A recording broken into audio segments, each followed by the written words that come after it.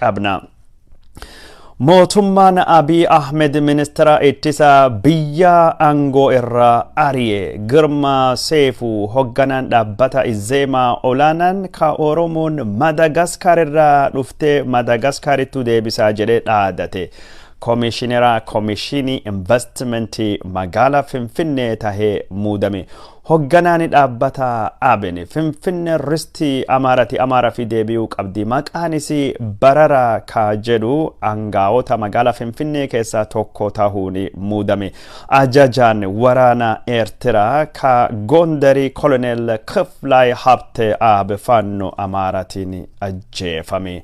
Oduu gara biraatiin ajajaan tikaa fi nageenya Gondarii dhihaa Faannoon butame birri 400 gaafatanii yookaan ni ijjeesna jechuudhaani Faannoon dhaadate. Oduu biraatiin waraanii Ethiopia kaabaa keessattuu geggeeffamu cimee itti fufee jira. Odeeffannoo bal'aa dhimma kanarrattu qabna. Waraana bilisummaa Oromootiin wal qabatee eebbaa fi leenjii adda addaa kan agarsiisan viidiyooleen dhufaa jirti. Obbo Girma Guutamaa waraana Oromoo kan zoonii Kibbaa keessatti suuraan isas dhufee jira. Kanallee isin biraan gaayuu deemna. Mootummaan Ethiopia embaasii isaa kan Misriitii fi Ireland Dublin jiru sababa hanqina sharafaa biyya alaatii fi rakkoo dinagdeetiin wal qabatee cufee jira. Ka Angoo gadhiiste ministeerii daa'immanii dubartootaa fi dargaggoo Ethiopia Filsen Abdiitiin wal qabatee odeeffannoo haarawatu jira. Sunillee isin biraan gaayuu deemna. Daawwattoota keenya jaalatamoo fi kabajamoo nu waliin turtanii jennaan odeeffannoo kanaa fi kabiraa hedduu dhagahuu deemtanii viidiyoo kana faffacaasuun nu jaalachuun hagammaan tanaa yoo maatii hin taane maamila nu godhachuun maatii nu godhadhaa isiniin jecha amma gara bal'ina odeeffannoo kennatu dabarra. Mani marii magaalaa Finfinnee ka filannoo seera alaatiin filamee walgahii yookaan kora jalqaba geggeeffachuudhaan kantiibaa magaalaa Finfinnee filate. Bu'uuruma kanaan adde Adanech Abebe waggoota 5 dhufan kanaaf magaalaa Finfinnee akka bulchitu muudamte. Adde Adanech Abebe eegi filamteen duubattu kaabinee magaalaa Finfinnee haarawallee beeksifte. Namooti isin aangoo kennitee fi gariin dallansuu guddaa uumanii jiranii.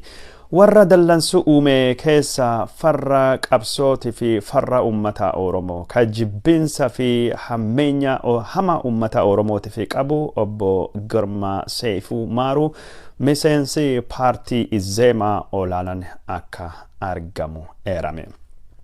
Obbo Girma Seefuu waraanii Ethiopia kaaba naannoo Tigraay keessattuu geggeeffame gaafa jalqabu Michigan kaaba dahoon kaaba ka warra Tigraay qofti haa cabxuuti. Suni alatti warra Madagaskar safari qubattoota Madagaskarifu anu yooma hanqadhe jechuudhaani karaa Facebookitiin dhaamsa isaa barreesse. Qubattoota Madagaskar wanni jedhu kunini seenaa Ethiopia keessatti maqaa Oromooti fi kenname. Oromoon Madagaskar irra jaarraa 16ffaa weeraraan Ethiopia seente lafa warra hin taane barbadeessite qabeenya fi horii Ethiopiaati fi qarooma biyya suni eegi caccabse daaraa gooten duubatti biyya ufii goote dhuunfatte jechuudhaani Oromoon weerartuu jedhame barnoota jibbinsa hammeenya ka Oromoo irratti sirni dullachi durii nafxanya barsiisu jechuusaati. Obbo Girma Seefuu haasawa kana ka jedhee fi yookaan barreeffama kana Facebookitiin barreesse Oromoon safaariidha Madagaskar irra dhufti balleessuu qabna jedhe dhaaduu aduu guyyaa guddaatiin Facebook irrattu gabbaheen dubbatee fi angaawan baltseegnaa yookaan ammoo warri miidiyaa tokkolleen ka gaafii gaafatellee jiru dhiifama waninni gaafate yookaan jechisuun dogongora jedhe sirreeffamii inni kennellee hin jiru. Namni kun ammaan tana Komishinera Komishinii Investmentii magaalaa Finfinnee tahee muudame jira. Girma Seefuu kana qofa miti wantoota jibbinsa fi ummata Oromoo irrattu hammeenya garsiisan hedduu dubbachaa ture. Qeerroon Oromoo garee shororkeessitootaati. Izeemani magaalaa Finfinnee gaafa filannoon immoo ate warri yakkamtoota kan akka Finfinneetti hin dhufne magaalaa Finfinnee bulchuu qofa osoo hin taane gandaan olla ollaan safaraan mana manani dargaggeessa finfinnee ijaaree weerartuu finfinnee akka hin seenne godha jechuudhani yeroo magaalaa Burraayyuu keessatti ajjeecha gamoo irratti Oromoon dhaqqabsee jedhamee miidiyaan olola kijibaa odeessu sun obbo Girmaa Seefuu akkas jedhe. Obbo Girmaa Seefuu dhiyoo kanallee karaa miidiyaatiin gadi bahee marii wanni jedhamu warra Oromoo tokkollee akka dabalachuu hin qabne marii mootummaan Abiy Ahmed geggeessu paartii Itoophiyummaatu amantuu ka filannoo keessatti hirmaatti malee ABO fi KFO fi warra midha hin dabalatu warri sun kaayoo Itoophiyummaatu hin amananii jedhee dubbate ture. Obbo Girmaa Seefuu kan muudamni kun kennamee fi kana qofa miti wanni inni ittiin beekamu jibbinsa Oromootiin walitti qabate yeroo adda addatti waan jibbinsa waan hammeenya hedduu dubbate keessattuu sirna federeeshinii ka ammaan tana jiruu fi heera ammaan tana jiruun wal qabate yeroo bira sagantaa bal'aa irrattuu qopheessina. Namtichi kun bakki inni kennamee fi koomishinii investimentii magaalaa Finfinneeti. Koomishiniin kun maqaa investimentiitiin ka Oromoo qote bulaa Oromoo hiyyeessa Oromoo Finfinnee fi qarqara Finfinnee keessa kumaataman miiliyoonotaan buqqisaa ture ka sababa waan akka master plaanii faatiifillee bu'uura ture ammaan tana bakka kanaaf bakka investimentii ka Oromoo buqqisee duguuggaa sanyii yakka fakkaatu Oromoo irratti dhaqqabse ka Oromoo hidda isaa ka Oromoo seenaa isaa eenyummaa isaa magaalaa Finfinnee irra balleessuu fi karoora qabu. Namni kunini bakka investimentii maqaa jedhameen ka Oromoo buqqisaa bahee fi muudamee jira. Namtichi kun muudamuun amma hireen warra Madagaskar safari inni jedhuun yeroo kamiyyuu caala soda hamaa keessa jira jedhamee dubbatamaa jira. Girmaa Seefuu odoo aangoo hin qabaanne odoo watakka hin qabanne gaafa arraba qofaa qabu Madagaskar safari fi an yoom xiqqaadhee jedhe dhaadachaa ture. Har'a aangoo argatee jira.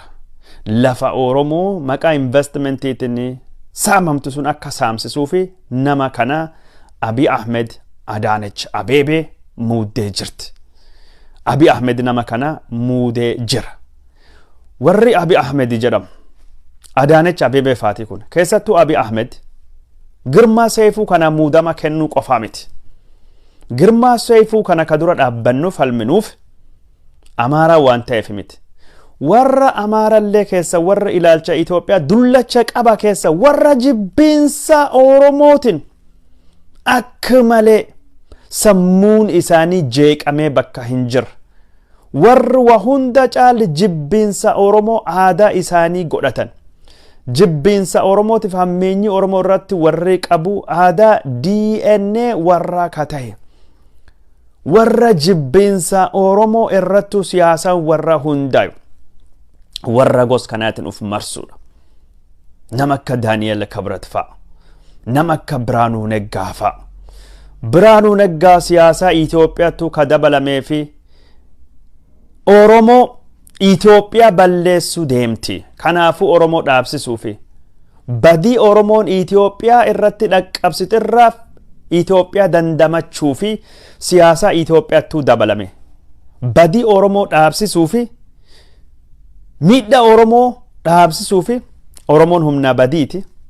Siyaasa Itoophiyaattu dabalame jedhee kitaaba isaa Yetasfaa Gooysi Qaddi jedhu keessattuu barreeffate ture. Diina Itoophiyaa Oromoo ka jedhamu Itoophiyaa irraa ittisuuf Itoophiyaa Oromoo irraa ittisuuf nami gorsa Abiy Ahmed jedhamu kunini yaadinni siyaasatti hin dabalame. Seefuu Girmaa Seefuu maaru Oromoo Madagaskarittu galchaa jedha. Daani'el Kibrati jibbinsa Oromoo fi amantii Islaamaatii fi qabu ka Tigree fi qabu ka duguugga sanyii yeroo hedduu dubban irra hin deebinu. Mootummaan Abiy Ahmed warra diina Oromoo ka gos kanaatiin marfame. Ka gos kanattu naannesse. Amma biltsiginnaan Oromoo gaafii Oromoo akkamiin akkisiin deebistu Oromoo ifa gala ta'uu qaba gaafii Oromoo akkamiin si deebistu Girmaa Seefuu maaru Oromoo Madagaskari deebisaa namni jedha achittu kaame achittu muudame gaafin Oromoo akkamiinu deebi'a akkamiin deebi argata Oromoof gaafadha kana biltsiginnaan dhaabbata badhaadhinaa fiduu Oromoo ceesisaa jettanii warri haasawaa turtan warri kun farra Ethiopiyaati mariin filannoo duubanii godhamulleen warra Izeema warra Abini warra biraa Innat party mali jinni warra maqaa Itoophiyaa qabu Angootu fiduu fi warra wajjin Abiy Ahmed Angoo qoodachuu fi malee falmitoota jedhee dhaabbata ummatoota kibbaa yookaan ammoo ka Oromiyaa ka Somaalii tokkollee Angootu hin fiduu jenne kanaan durattu mind mariin Abiy Ahmed jedhee ka geggeessaa turu multinational initiative for national dialogue wanni jedhu sun warra nafxanyaa angoomsuuf waan godhamu marii kijibaa marii dharaa akka taate dubbanne turre hardha magaalaa Finfinnee irratti Girmaa Seefuu Maaruu ka Oromoo Madagascar dhufe safari jedhen Madagascar deebisna jedhu Angoo argatee jira mootummaan kun hagam tokko diina Oromoo diina Ethiopia akka tahe garsiisa Adanech Abebe gaafi Oromoo takka hin deebisne afaan Oromoo afaan hojii magaalaa Finfinneeti miti ka federaaliti mitiyyu saamicha lafaa ka Oromiyaa takka hin deebisne bulchiinsa tokko dhaabde turte lammii kuraa jette lammii kuraa suni ka keessattu filamee hogganu Daniel Kibratiiti biltsiginnaan akka waliin hin dorgomne godhame teessoo Daniel Kibrati godhame kan caalaa tuffin kan caalaa arrabi biltsiginnaan Oromoo fidin jiru nami saba biraa hin jiru nam Amaaraa keessa namni walqixxummaa nagaattu aman hin jiru Madagascar safari nam jedhu Angoo kennuu yeroo kanatti ilmaan Oromoo baadimmee ilmaan Oromoo Tigraahii geessaa ficciisaa ristii Amaaraatii fi warra ristii Amaaraa deeffannu jedhu asitti nutti muuta fakkeenyi suni Yusuf Ibrahim itti aanaan dhaabbata Abiniti Yusuf Ibrahimii kunin sila maqaa tokko Wollo Oromoo odoof beeka Amaarinya dubbataa maleen Wolloon Oromoo garuu hin beeku diinii Amaaraa guddaan ummata Oromoo jedhe dubbate kana warra Amaarattu barreessa Getaachoo Shifarraa hammeenya Oromoon Amaaraa qabdu anka irraa baradhe warra akka Yusuf Ibrahimii faadha warra akkisattu nutti mee jechuudhaan farra Oromoo gurbaan kun akka ta'e nutti gurbaan kunini maatiin isaatiif inni yeroo hedduu siyaasa Amaaraa keessa seenanii achi keessatti dhangaanii waan guddataniif Oromummaan irrattuu du'e warra jechuun Amaarummaa fudhate Amaaraa caala Amaaraa ta'uuf carraaqu warra Phaaphaasii caala Kaatolikii ta'uuf carraaqu akka jedhan sana namni kun yeroo addattu magaalii Finfinnee risti Amaaraati Amaaraa deebisuu qabnaa nama jedhee amanu Wollo tahe Wolloon weerartuudha isaan jedha Amaarii hin beeku waan Amaarii isaan jedhu inni ammoo ambaasaadara qabsoo Amaaraa ambaasaadara osoo hin taane kurkuraa qabsoo Amaaraa Amaarii lafti isa Finfinneen lafti isa ka Walloo faati Oromoo weeraramte Oneg irratti harkaan fudhachuu qabnaa nama jedhu dhaabbati Finfinnee risti Amaaraa fi deebi'uu qabdi abbaa biyyummaan Finfinnee Amaaraa irratti mirkanaa'uu qabaa jedhu Finfinnee inumaayyuu maqaan Addis Ababaa leenti barara ta'uu qaba magaala Daawit ka jaarraa 16ffaa keessatti Amaarii hundeesse nami tokkolleen Amaaraa malee hundeessine warra jedhe warra seenaa kalaqee seenaa kijibaa dubbatu har'a namni kunini hogganaa waajjira bulchiinsa qabeenya mootummaa Finfinnee ta'ee muudamee jira Yusuf Ibrahim ta'ee muudamee jira aangoon warra kan lamaanii kennamee jira tokko Girmaa Seefuu Maaruuf Izeema lama Yusuf Ibrahim Abin ka Finfinnee Amaaraa jalatti deebisnaa jiru aangoo warraa kennamee jira maqaa falmitoota aangoo qooduun falmitoota Amaaraa qofattuu qaba falmitoota Oromoon hin qabdu ummati kibbaa hin qabu Somaaleen hin qabdu Afar hin qabu Gambeellaan hin qabu Harariin hin qabu Benishangul hin qabu Sidaamaan hin qabu Tigreen hin qabdu garuu wanni maqaa falmitootiin Amaaraa angoomsu mootummaan Abiy Ahmed mootummaa sirna dullacha durii bakkattu deebisu warra ilaalcha gosu ni qabu warra jibbiinsa fi hammeenya Oromootiin guutaman warra akkasii kana angootu fidaa jenne dubban kana raga nu barbaannu arganne jira ragaan kumaatama amma miiliyoonota ta'ee jira. Adanech Abebe gaafii Oromoo takka deebistee hin jirtu. Deebisuulee dandeettillee hin qabdu. Saamichi lafaa ka duree caalaa yeroo isii hammaatee jira. Waan Abiy Ahmedii ajaja itti kennee warra san gammachiisu jedhani gammachiisu godhuu malee ajajamtee jennaan hojjechuu malee maali jettee nama gaafii hin gaafanne akkamitti jettee nama gaafii hin gaafanne hayyee malee waan biraa hin beektu. Lammacha harree lammacha qotiyoo kaakkisii kan faatidhama. Ka amma jechuun Finfinnee keessatti rakkoo guddaa Oromootu tayaa jiru. Warra gos kana warra fe'amuuf uumame qofaadha. Adanech Abebe waggaa tokkicha muudamte kan keessatti waan Oromoo takka hin goone. Gaafii abbaa biyyummaa, gaafii maalii, gaafii lafaa, saamicha qote bulaa hambisu maal waan jedhamu tokkollee hin goone. Warra kaabatii fi warra biltsiginnaatiif izeema abinii gammachiisuuf qofa waa hojjette. Investerii lafa saamsisuu qofa. Dandeettii barnootatii fi hubannoo muuxannoo isiin qabdu hin beennu kan ta'uu fi kanaan dura bara durii OPDU jala turte Adaama kantiibaa taatee maali jedhamee achiin dubattuu abbaa langaa turte. Abbaa langaa gaafa turte Xilaahee waamii turte. Hayyoota Oromoo mana hidhaa keessattuu hidhamanii dararamaa jiran kan irrattu himata kijjibaa godhuudhaan dhugaa Hacaaluu Hundeessaa awwaaluudhaan haqqii dhugaa jirtu ka Hacaaluu Hundeessaa diddibuudhaan awwaaluudhaan Lamroot Kamil bilisoomsuudhaan qulqullicha Oromoo hayyoota Oromoo ka akka Jawaar Mohammadii fa Baqqalaa Garbaa fa ka waan tokko hin beekne awwaalaa Hacaaluutiif warra hiisifte hardhallee taanan gaafa abbaa langaa turte yakka sun hojjette hardhallee taanan dhugaan isin gaafa sun awwaaltu ammaan tanallee dhiigii Hacaaluu iyyachaa jira boollee keessa. Adanech Abebe nama gos kanaatidha. Nama faayidaa qabdu miti. Xilaahuu waamii jennee wanni nu yaamaa turreefi kanaaf. Miidiyaan Itoophiyaa har'a waan qoosaa tokko fakkaatu barreessaa turan. Adanech Abebe bulchituu magaalaa Finfinnee kantiibaa dubartii jalqaba taatee muudamtee jirti. Kantiibaa jalqaba waggaa tokko guutuu muudamaa hin turre waggaa tokko eessa turte jechuun wanni warri jechuu barbaade waggaa tokkoo fi yeroodhaan bulchaa turte waggaa tokko akkasumatti muudama kenneef malee hin filamne amma filamte jechuu warra barbaadanii garuu waggaa tokkoo fi I think Xilaahuun waamii turte dhiira turte na fakkaata. Maybe waggaa tokkoo fi Xilaahuun waamii turte warri kan hin beekne kan beekan si'a waggaa tokkoo ka isin herregdi sun akka Xilaahuun waamittu ka dhiira lakkaan si'a amma immoo dubartiin jalqaba filamtee jirti jedhanii akkasittuu barreeffamee jira miidiyaa Itoophiyaa gariitiin muudamni Adanech kennite kana fakkaata.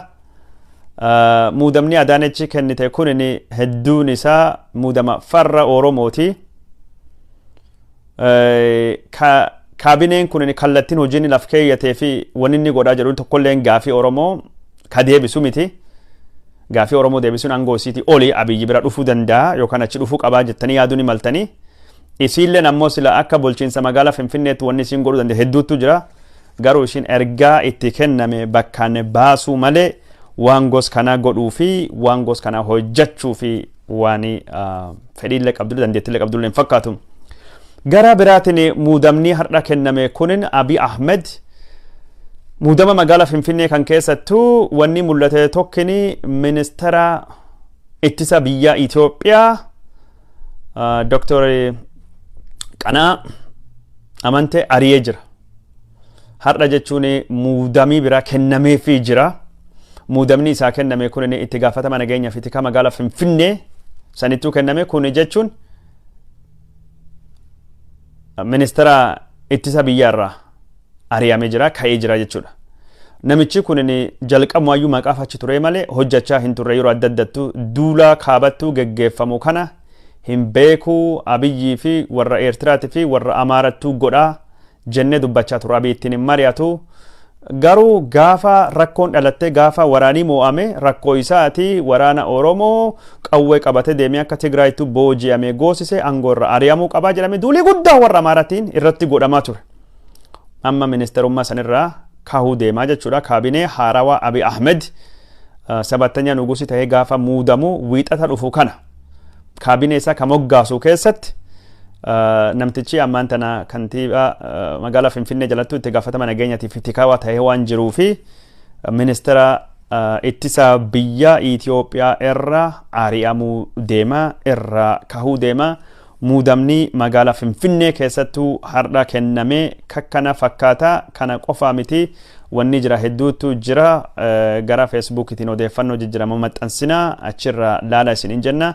Garuu wanni Oromoo fi akka malee badaa tokkini diinii Oromoo ka tahe ka Oromoo balleessaa jedhe dhaadatu Girmaa Seefuu Maaruu muudamuun isaa Oromoon ammumayyuu qabsoon isaa akka malee buutamu diinummaa muudamsi kun kenne laaluudhaanii qeerroo fi qarreen isaa qabsoo itti fufuu cimsu malee karaan biraa hin jirtu.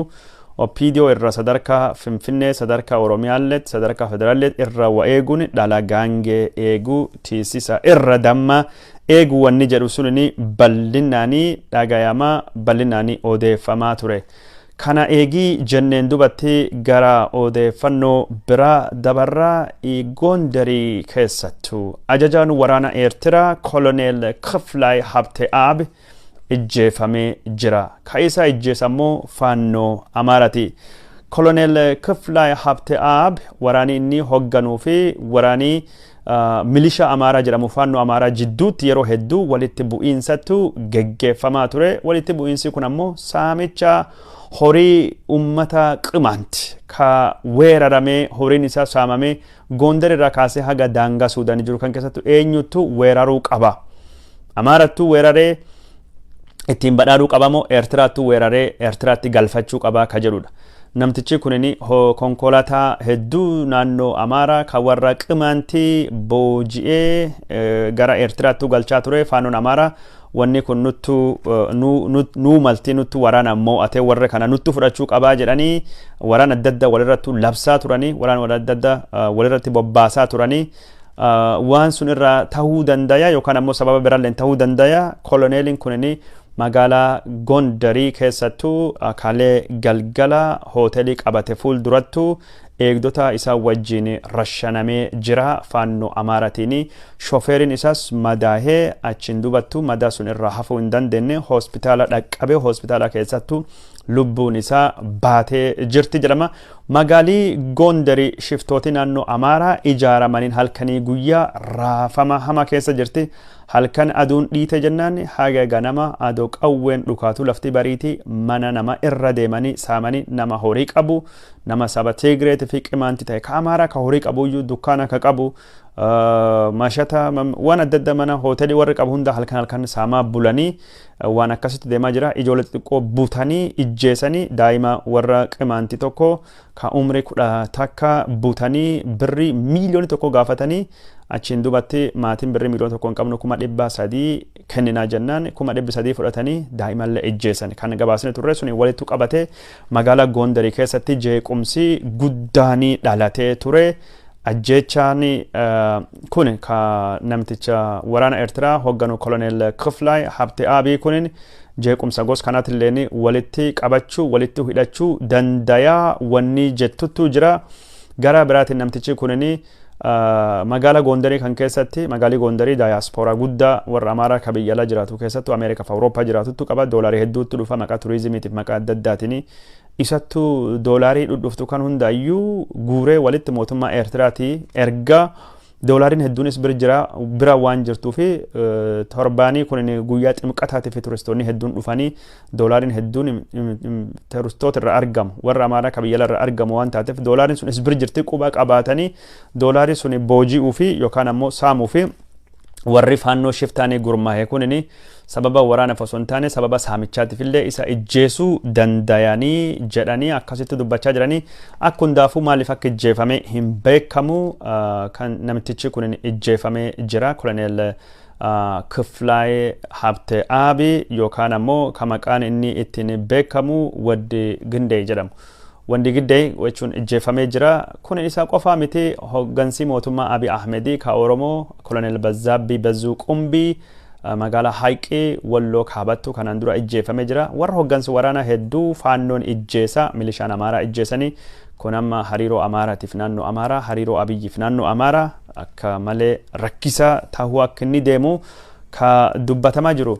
Naannoo Gondarii kan keessatti shiftoonni gurmaawanii jiranii miidhaa gurguddoo dhaqqabsaa jiranii isaa qofa miti koloneelicha kan qofa ijjeesoo osoo hin taane itti gaafatamaa tikaatii fi nageenya Gondarii dhihaa nama tahee butanii jiranii maqaan namsun Malkaamuu Gaashiyyee jedhama.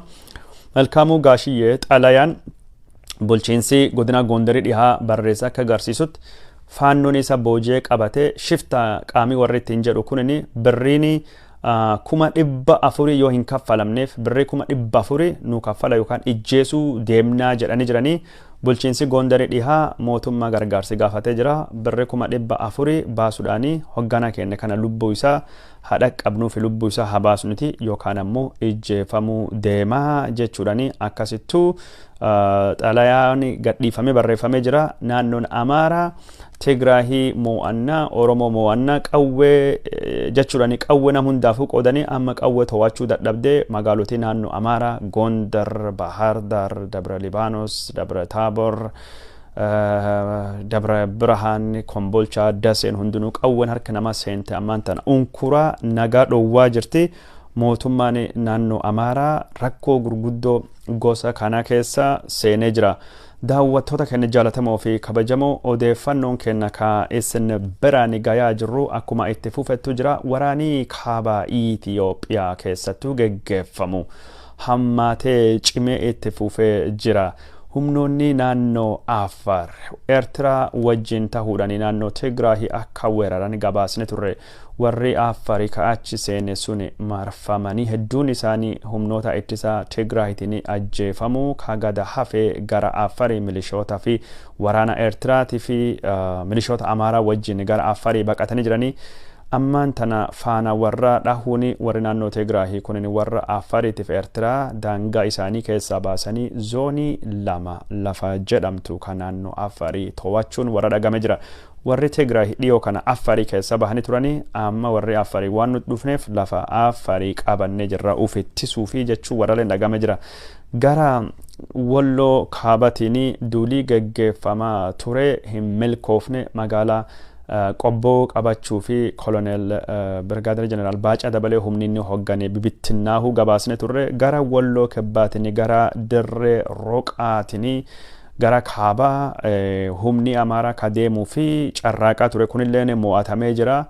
Hogganaanii humna Amaaraa kafaannotii fi milishaa Meerii Wadaajo nama jedhamu namni kun inni hoggana faannoo ka Walloo Kaabatii fi Walloo Kibbaati. Faannoon inni hogganu sun inni barbadaahee baqatee jira. Yaaliin inni karaa Dirree Roqaatiin wal cabsee gara jechuun waldiyaa fi qobboo deemuu fi carraaqee ammaan tana hin milkoofne jedhamee akkasittuu gabaafamaa jira. Odeeffannoo biraatiin ammoo gara Gondarii dhihaa keessatti waraanii geggeeffamaa jiru. Gondarii kaabaa gara Gondarii dhihaatiin sun akka malee cimee itti fufee jira.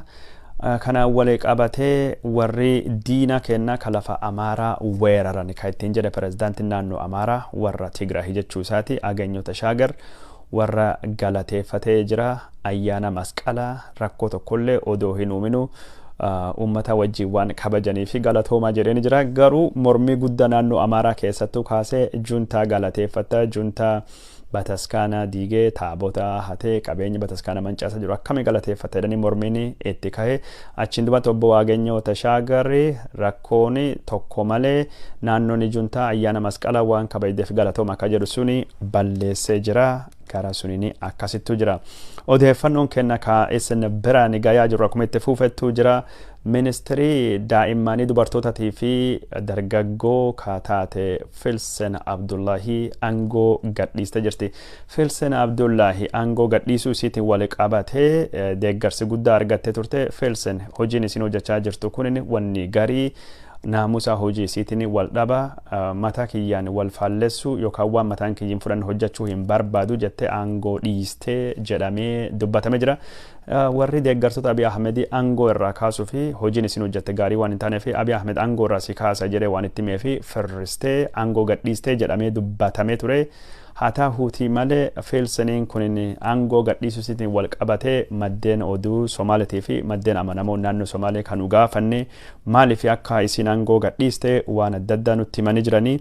Sun keessaa tokkini naannoo Somaalee Itoophiyaa keessattuu siyaasaa isii xiinxaluun nama akka beekamu Profeesar Faisal Roble waan inni barreesse. Faisal Roble feelsen akkuma waraanii Tigraahii jala qabeeni aangoo gadhiisuu barbaadde turte. Waraanii Tigraahii sadaasa bara 2020 jala qabe achiin dubattuu yeroo waraanii jala qabe suni aangoo gadhiisuu barbaadde turte baatii ittaanu. Baatii jechuun muddee bara 2020 Disembarii keessa yeroo sanittuu aangoo gad hin dhiisinii turii taa ilaalii jedheeni nattu sossobate nattu amansiise.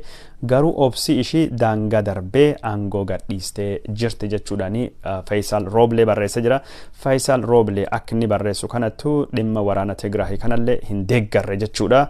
Gara biraatiin ammoo kaampii baqattoota Somaalii ka Ethiopia Jijjiga bira jiru paartii Qolaajii jedhamuu fi naannoo san keessattuu rakkoo bishaan dheebuu ka ijoollee fi dubartoota dhaqqabse miidhaa guddaa dhaqqabsisanii wal qabatee naannoo Somaaliitii fi federaalii rakkoo kan akka furan yeroo hedduu gaafatte mootummaan federaalii warra Somaalee ka dheebuudhaan horii isaanii ka dhabsuun dhumate keessattuu ijoollee fi dubartoota miidhamanii dhaqqabuu waan hin barbaanne feelsen guddoo aartee jirtii jedhee akkasittu barreessa.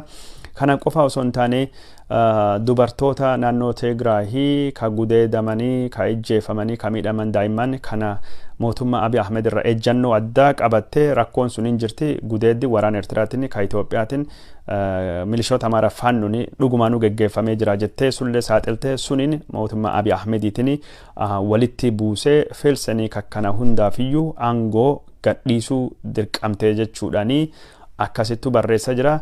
Oduu tokko ammoo kalee ani dubbadhe